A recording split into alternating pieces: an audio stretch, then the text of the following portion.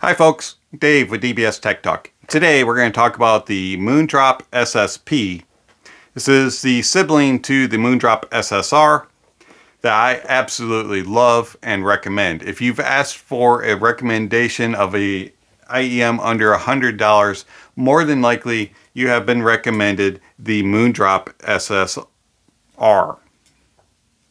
Now I really do enjoy the SSR. I find that it sounds like a mini HD 600 from Sennheiser. So how does the sibling SSP compare?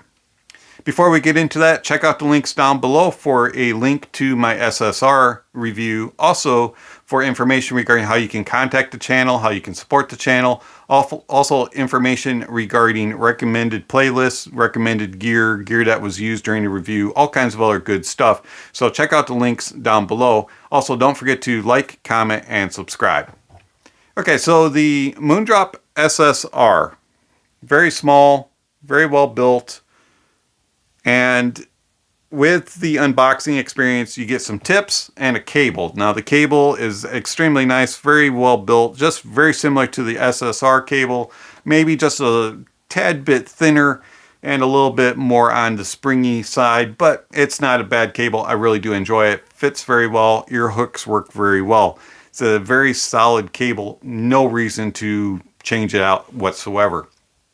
Tip-wise, you can take the stock tips and chuck them into file 13, never to use them again. Just like with the SSR, I replaced them with the RHA dual density tip. I did not care for the stock tips on either one of those IEMs, and I highly recommend RHA dual density tip. I find that the dual density tip does help a couple things. It helps with the seal and fit in my ears. Also, it changes the tonality of the upper mids and treble, so they're not quite as forward and shouty. And also on the SSP, it helps the bass out a little bit, and we'll get to that.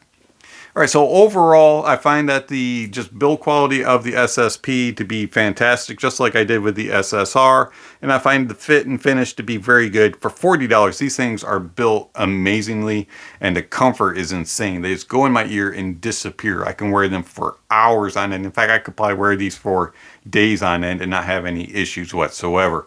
So I give them a 10 out of 10 on comfort and build. These things are spectacular in that regard, just like the SSR.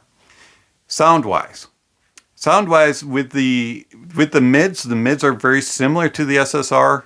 They do have a slightly more thicker, more robust sound, and they're a little bit more laid back and thicker sounding, a little bit warm. But it's a subtle difference. It's not like a night and day difference. They do seem to lose a little bit of the abilities to be technical like the SSR. They don't have quite as much air in them. And also the musical instruments and vocalists aren't as separated and isolated out. But it's a very small difference, very subtle. And I'm being very nitpicky when I say that. As far as tone and timbre, both do very good.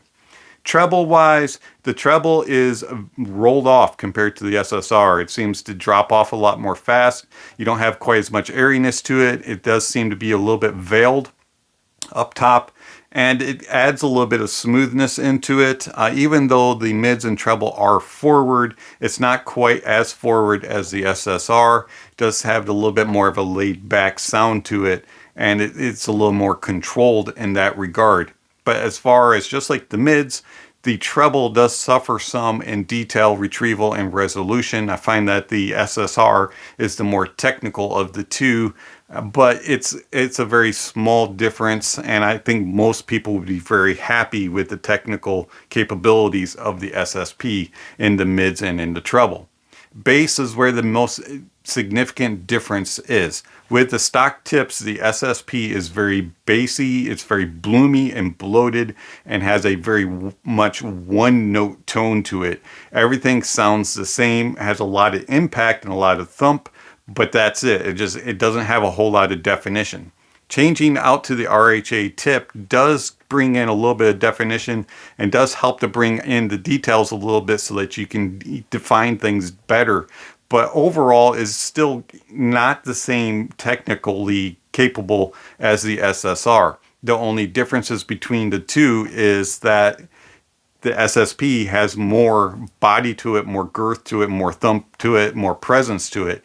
but the SSR does better as far as actually going down and extending it into the sub bass and giving you details and clarity. The SSP, even with the RHA dual density tip, still has a little bit of just muddiness to it and lacks actual definition. It's a fun bass, but it's just not a clean bass. Soundstage is very similar in width. Depth is about the same. The differences are because you have a little bit thicker of a bass sound and a little bit more fuller mids, the SSP doesn't seem to be able to present details and imaging as good as the SSR. The SSR is more airy, and so you get a little bit more separation and isolation, and so you can place things a little bit better. But the SSP is not lacking. Now, I know this sounds like I'm being really hard on the SSP, and to a point I am. I'm a little disappointed in it.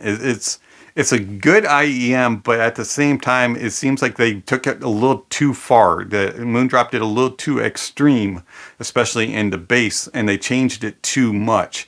If they had just done a little subtle differences in the bass presence, and instead of having all this bleed into the lower mids and thickening up of the bottom end, it would have been a little bit more enjoyable in my opinion. But overall, I find that the SSP is a good IEM. I do recommend it, but do I prefer it over the SSR? No. The SSR, in my opinion, still has the better technical aspects of it, even though it is a little bit on the more hot side on the treble and a little bit brighter in the upper mids. It doesn't have the it doesn't have the thickness and the rolled offness that the SSP does. The SSR, in my opinion, is just technically better, especially in the bass and in the mids. It is more defined and more clean, has better clarity.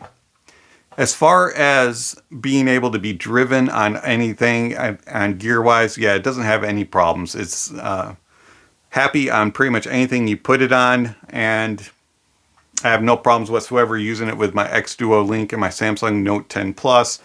Plays well on my Sony Walkman NWA 105, the Pioneer XDP 30R. Plays well on all of my desktop. The SSP is happy wherever it is on. There is no issues whatsoever. So I find that the Moondrop SSP is a very pleasing IEM. I think it's going to be more attractive to the common user than it is an audiophile. I think somebody who's really looking for clarity and details and technicalities is going to lean towards the SSR, and somebody who's just looking for an IEM to play music and being enjoyable is going to lean towards the SSP. Also, if you find that the SSR is a little bit bright sounding and a little bit hot for you because you are a little treble sensitive or upper mid sensitive, then the SSP may be somewhere where you go. Overall, though, I find that the SSP is a good complement to the SSR. They're fun, and they play off of each other. You get benefits of both. So depending on what you're looking for, either the SSR or the SSP are good options. I personally prefer the SSR. This has been Dave with DBS Tech Talk. Thank you for watching, and I'll catch you on the next video.